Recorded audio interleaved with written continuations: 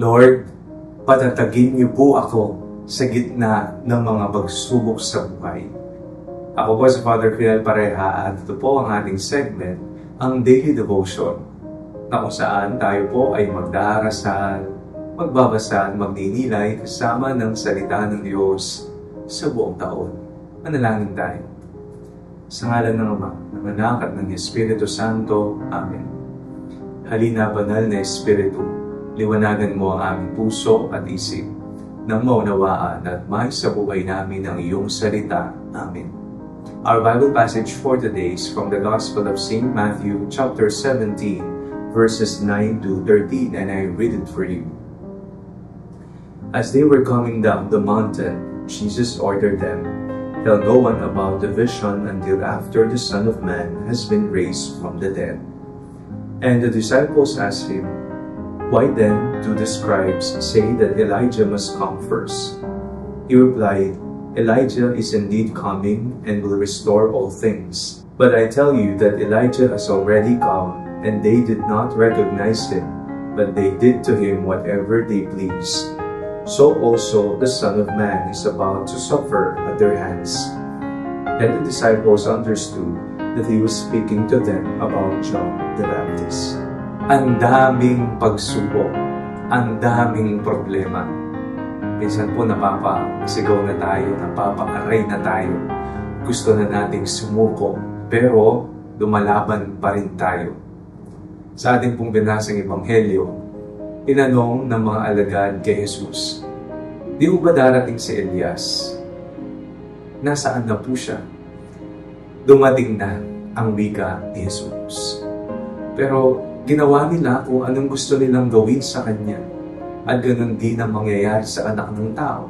Siya ay papatayin at gagawin kung anong nais nilang gawin, kamukha ng kanilang ginawa sa mga propetang nagdaan. Isa po ang aral sa ating lahat. Kung ito ay naranasan ng mga alagad ng Diyos, mga propeta ng Diyos, at mismong anak ng Diyos, ang ating Panginoong Jesucristo, hindi po malayo na tayo ay makakaranas ng iba't ibang uri ng paghusig, iba't ibang uri ng pagsubok.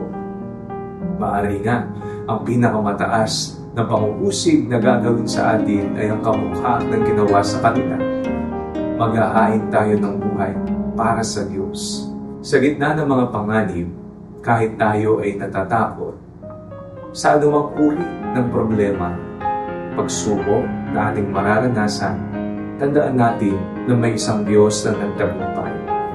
May isang Jesus na pinatay, pero kung akala nila'y mapapatahimik nila ang katotohanan, nagkakamali sila. Sapagkat alam ng Diyos na si Jesus ay mabubuhay na maguli at siya'y nabuhay, natalong kamatayan, natalong kadiliman, kasalanan at kasamaan.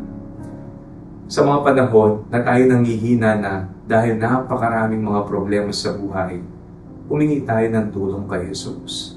Sapagkat si Jesus na mismo ang nagsabing, "Hali kayo, pasanin ninyo ang krus ninyo, sundan ninyo ako."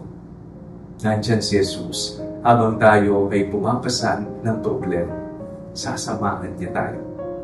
Manalangin tayo. Panginoong Jesucristo, maraming salamat po sa kasiguraduhan na sasamahan niyo po kami sa tuwing kami ay may pagsubok na pinapasan-pasan sa buhay. Amen. Sa ngalan ng Ama, ng Anak at ng Espiritu Santo. Amen. Huwag po ninyong kalimutang i-like ang video ito, mag-comment po kayo and share with your family and friends. Ang panalangin bago matulog ay may sariling Facebook page na po. Huwag niyo pong kakalimutang mag-like at mag-follow dito, and do not forget to subscribe to our YouTube channel.